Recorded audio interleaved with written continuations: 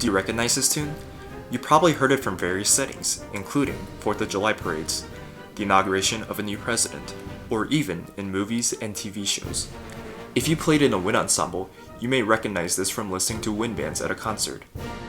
And you're probably aware of this prominent piccolo solo.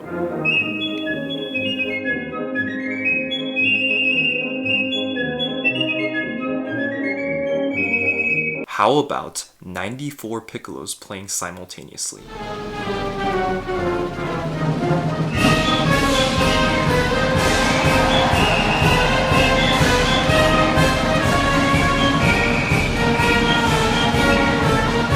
Hey, at least they can play in tune. You may know what this sounds like, but what you may not know is that this is the official national march of the United States, composed by John Philip Sousa. In addition to the Stars and Stripes Forever, Sousa composed many other marches that were a part of his musical collection, hence being known as the March King. Living through significant historical events from the 19th through 20th centuries, Sousa desired to compose music that represented American core values. So, how did he go about composing his marches? What were his intentions and goals? Who were these marches for? And how did they represent American traditions?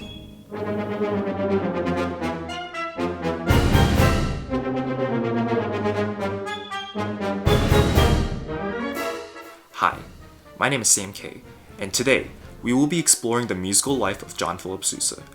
We will look into various aspects of his music and career, including his leadership in the Marine Band, historical events throughout his life, and the foundation of wind and military bands. Within the music, we will cover a plethora of concepts, including instrumentation, harmonic analysis, sonorities, key changes, form, and many more. While Sousa did compose music of varying genres, we will specifically look at his marches for today. When analyzing his music, we not only see what is on the sheet music, but we also comprehend his work by understanding his musical aesthetics. By analyzing John Philip Sousa's marches, we see his approachable compositional style based on his organized structure, identifiable harmonies, and consistent instrumentation. These are significant because Sousa desired to create congenial music that represented the militaristic, cultural, and social values of American nationalism in the 19th through 20th centuries.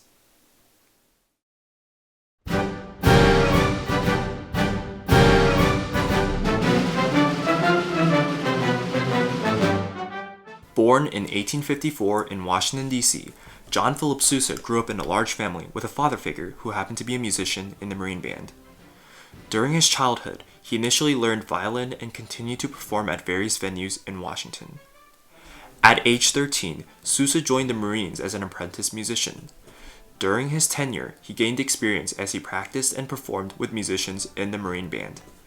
Rooted from Thomas Jefferson's presidency and ceremonial functions during the Revolutionary War, the Marine Band maintained their traditions up to Sousa's years. His interest in these traditions motivated him to engage with the band, which helped him gain musical experience. Sousa also lived through some consequential events the country faced, including the Civil War. During this event, Sousa heard the sounds of the military bands that captivated him. Sousa said, quote, "A day when maybe I would be at the head of a band, a day when I would compose." End quote. Well, surprising enough, his wish came true as he became a newly selected conductor of the Marine Band. This was not only a reward for his diligent work, but also a new beginning for his musical career. As he began his new conducting position in 1880, Sousa began to compose music for the Marine Band. Initially, he composed operettas including The Smugglers and The Freelance. As he led one of the longest-running military bands, Sousa desired to write music that represented their traditions. He began to write his early marches, including The Gladiator and Semper Fidelis, which symbolized the Marine Corps' values. After publishing his first few marches, the reception became successful as millions of copies were sold to the public. With his growing popularity, the Marine Band performed for the general public, which led him to compose more marches. But not everything was glamorous, as he faced many restrictions imposed by the military, including lack of performances for the band. Sousa, however, desired for his music to be more accessible, so he did something that surprised everyone. He left the Marine Band and created his own band. In 1892, Sousa formed his very own civilian band. But how did he find the musician? Fortunately, some members from the Marine Band followed Sousa's footsteps and joined his band. Sousa also recruited new musicians from different states, which established the start of Sousa's band. The band immediately began touring around the country and performed for the general public. In addition to marches, Sousa programmed works of varying genres, which made him very prolific. The band became so popular that they scheduled to perform during evenings, weekends, and multiple times in a day due to the high demand of tickets. I spoke to Dr. Rodney Dorsey, who directs the Wind Ensemble here at Indiana University, and wanted to hear his input. Sousa's band toured extensively, and band was a big thing. Maybe you might say more so than orchestra, because maybe you could consider band kind of the everyman kind of ensemble, and then orchestra might be, we got to get dressed up, go to the concert. Well, you could just go to a park and hear a band concert. As a result of their growing popularity, Sousa's band collaborated with the University of Illinois' band program by utilizing their library, which allowed Sousa to compose more marches that were later published, hence why it was called the Illinois Collection. One of his marches we covered in the beginning, The Stars and Stripes Forever, was influenced by his patriotic ideologies and historical events, which also tied to his later marches. For example, in 1898, during the Spanish-American War, Sousa composed El Capitan, which represented America's rise to global power and Spanish themes from his original operetta. In the turn of the 20th century, Sousa composed more marches leading up to World War I, which led to an increase of military bands. Sousa's bands were thriving until the Great Depression, which forced them to conclude their performances. Throughout his timeline, we see the motivations that influenced Sousa's works. We not only see his passions, but also his desire to create approachability for a broader audience, which led him to gain the recognition up to this day.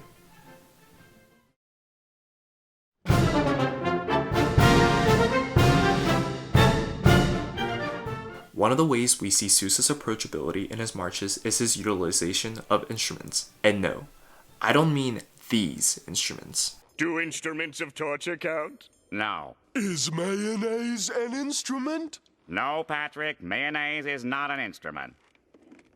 Horseradish is not an instrument either. His marches are written for wind band, which includes woodwind, brass, and percussion instruments. Rooted from ceremonial traditions, European bands included wind instruments solely to provide music that represented the militia. This led to the development of wind bands during the time Sousa composed his marches. Sousa utilized the wind band to expand the woodwind, brass, and percussion sections, giving them more independence compared to an orchestra with string instruments. Sousa also wanted to organize the parts by establishing a heterogeneous instrumentation, which further enhanced the texture of the band. These are difficult compositions.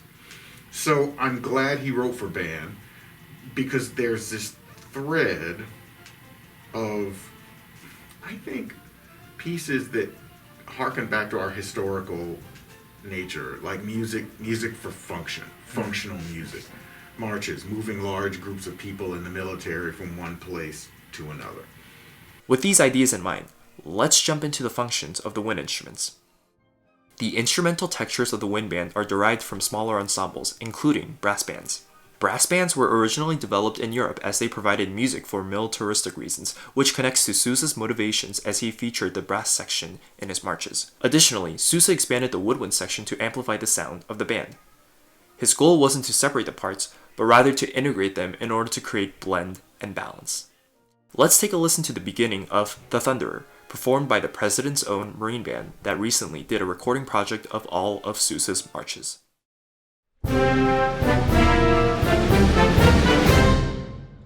The march begins with a tutti introduction with everyone performing the same rhythm. As we enter the first strain in measure 5, we start to hear different harmonies. Notice that the higher pitched instruments, including flute and cornet, perform the melody. Instruments in the middle range, such as French horn, provide harmonic accompaniment. And then instruments in the low range, such as tuba and low reeds, provide bass accompaniments with quarter notes. This encapsulates Sousa's instrumentation as he assigned musical voicing based on tessitura rather than type. Now let's talk about the instrument that I play, percussion. Percussion in these marches is considered one of the most crucial parts as they provide rhythmic energy to the band. These instruments produce a unique texture as they use materials such as skins on snare drum heads to amplify their sound. In most marches, Sousa only utilized 3 percussion parts to maintain balance. In Scott Atchison's article, Gus Hemleck states, quote, "Percussionists should never predominate in a band. Sometimes, alas, they do." It's called playing with presence. I spoke with Master Gunnery Sergeant Mark Latimer, who is a percussionist with the President's own Marine Band, to hear his input on how percussion parts fit into the texture. And as I'm sure you know too, as a timpanist or as a cymbal player or as a snare drum player, it's easy to kind of dominate. You can take over. Timpani is a powerful instrument. So I think over the years too, I have tried to calm down my excitement. You know, as a young college student, I was pretty excited and I wanted to play loud. And with experience, I've certainly tempered my volume to some degree. But I do find that listening back can offer a good help with that. You know, if the rehearsals are recorded, you can listen back to recordings. But certainly, it's really up to the conductor, right? These concepts affected Sousa's incorporation of percussion, which is sometimes overlooked by musicians today. With all these ideas in mind, we see and hear how Sousa configures instrumental roles to produce a unique texture. It is interesting that Sousa added complexity to the parts while also being approachable by organizing his orchestration.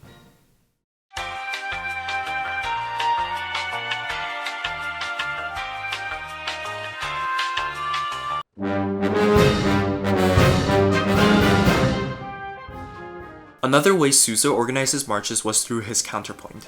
We've talked about how he incorporated different instrumental parts, but now let's see how they actually interact with each other.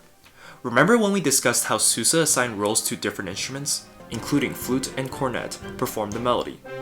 We see the relationship between different parts, similar to a piano with different hands playing melody and harmony. Melody is the most recognizable musical figure, which, again, is usually played by higher-pitched instruments. This is the melodic figure of the fairest of the fair, which is performed by upper wind instruments. Here's what it actually sounds like.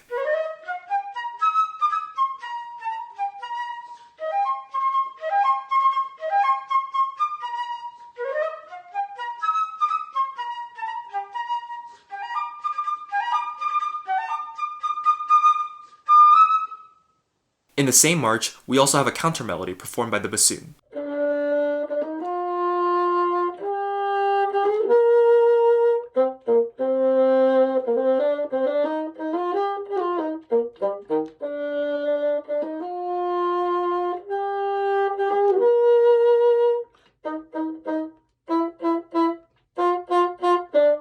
Here's another melodic figure in the gallant seventh, played by the cornets.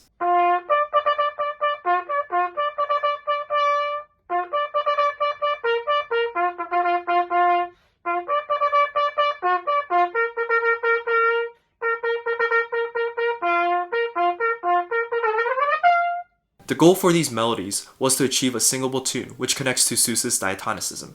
Take a look at this flute melody again. Notice that there are very few chromatic pitches in this figure.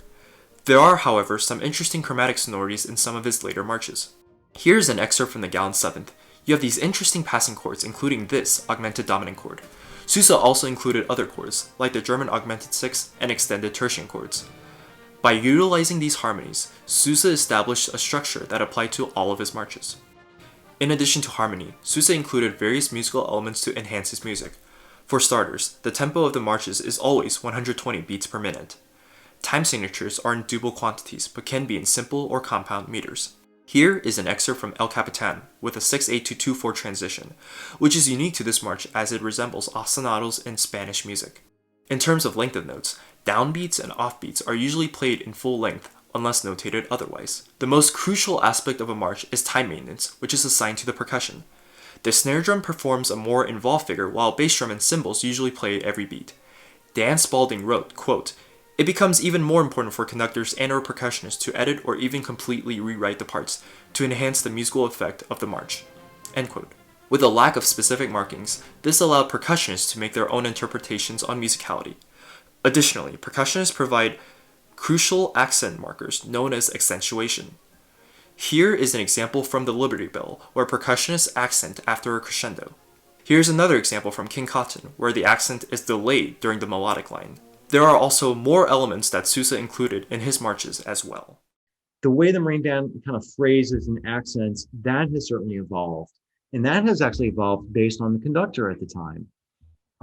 Certain conductors have liked certain things. If you listen to some of the recordings of John Bourgeois, who was one of our Marine Band conductors, really made the Marine Band famous. Even Colonel Bourgeois conducted Sousa marches a little bit differently than Colonel Fedig. I think Colonel Fedig is kind of going back to the more traditional styles of accents. And you'll find in some of the accents, even starts and stripes, that we accent on some offbeats, like on the weak beats that we didn't normally do. Certainly when we play rolls, if there's a whole note, if it comes to the end of the phrase, we play a whole note, those are accented. But even the accents, the Marine Band percussion section has had to change a little bit based on the conductor's request. And this just may be for reasons that he had kind of gone back and listened to something and found that he liked that and was maybe a little more original. By looking into these concepts, we see Sousa adding colorful textures to his music. Sousa took these considerations in mind, which resulted in creating structured yet musical marches that produced an enjoyable experience for the audience.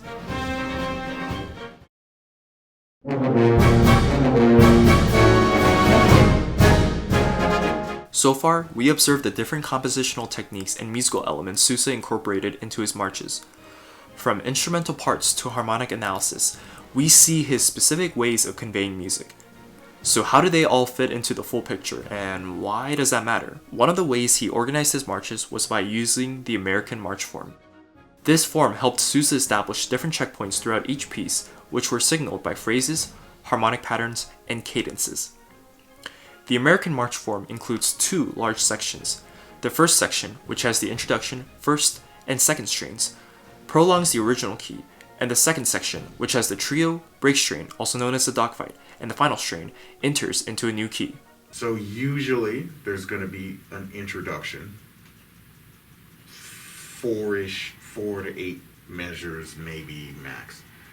You can have a first strain that usually repeats, a second strain that usually repeats, a trio, and these are high school students, so you go, what's going to happen at the trio? We're going to add a flat, so you're going to have a key change at the trio.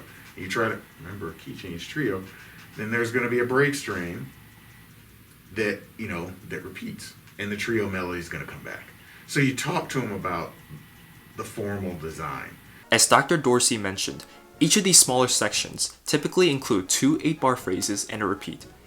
Each of the repeats is crucial as they establish dynamic contrast in addition to phrase structure.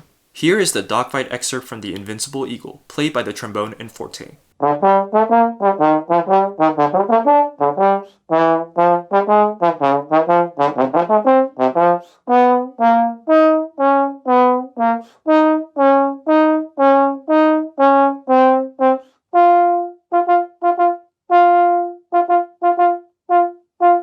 In Jim Cheeseborough's article, Sousa states, quote, "A march must be good. It must be as free from padding as a marble statue. Every line must be carved with unerring skill," end quote. By referencing this form, it not only made Sousa's job easier, but it also made the musician's job easier as well. Another interesting pattern that is seen in the overall form is the key change. As mentioned, the march changes its key signature when entering into the trio. But how does it modulate? Usually, the key signature moves up a major fourth, or simply adding a flat from the original key. For example, in the review, the march begins in the key of B-flat major and then modulates to E-flat major into the trio. I mean, can't you say that for the other marches, like C major to F, or E-flat to A-flat, D to G, C sharp to F sharp, A to D, B-flat. The same rule applies to other marches as well. But what if the original key is in minor? In the Gladiator, the key modulates down a major third from C minor to A flat major. Sousa incorporated these patterns in all of his marches, which helped him organize his overall structure. These are included not just for consistency, but also fluency, to ultimately create music that appeals to a broader audience. After exploring into John Philip Sousa's life and his musical style, we are able to decipher and comprehend his approachability through his music. So why does this matter? Who cares about the analysis of the Gown seventh and finding this one complex chord that is played for a split second. Maybe I am biased because I'm a musician, but there is a huge significance when studying music of this nature, even for non-musicians. As mentioned, Sousa's marches were not merely written for entertainment purposes. They were written to symbolize and uphold nationalistic traditions that the United States maintained for a very long time.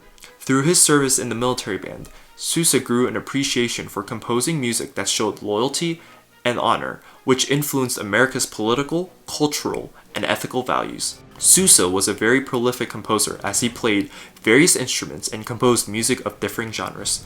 So why does this matter in today's context? One of the most intriguing aspects of performing music is recreating the original experience. Obviously, it would be very difficult to accurately replicate a late 19th century performance, but many musicians are performing his music in various settings. Military bands are very prominent today as they motivate troops in combat and provide music for the government. For example, the President's own Marine Band performing at inaugural events. In addition to their duties, military bands are highly regarded as professional ensembles as they perform for the general public. Military bands had a huge impact on forming school bands, which offered musical education for younger students. Today, school bands program Sousa's marches for rehearsals, concerts, and competitions. I learned over time after being around these people that they thought, and I think now, that we need to continue performing these pieces because it's a part of our musical heritage. It's a part of our musical heritage. They're written really well. They are pieces that I think audiences like to hear, and they provide enough musical substance that players of all levels can be challenged. It is truly fascinating to see that Sousa's marches, in addition to other wind band repertoire, have made a lasting impact that led to musicians willing to share their music for the public. Sousa is regarded as a march king because his marches truly resonated to a broader audience.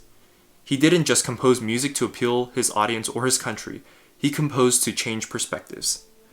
John Philip Sousa's goal was to make his music more accessible. Today, we see musicians continuing his legacy by honoring that exact goal, and that tradition will continue as we provide more access to music for everyone around the globe. Thanks for watching, and now, please enjoy this performance of Nobles of the Mystic Shrine.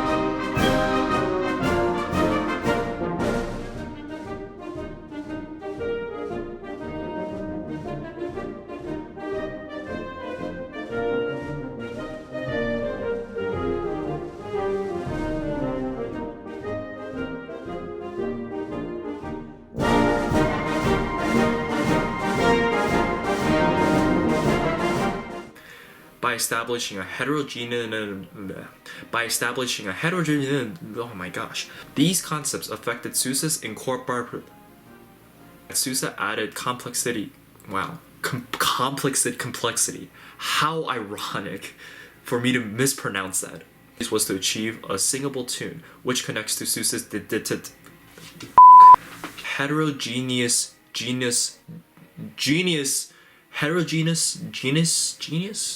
instrument. Okay. Sousa is regarded as the March King. What the frick am I saying?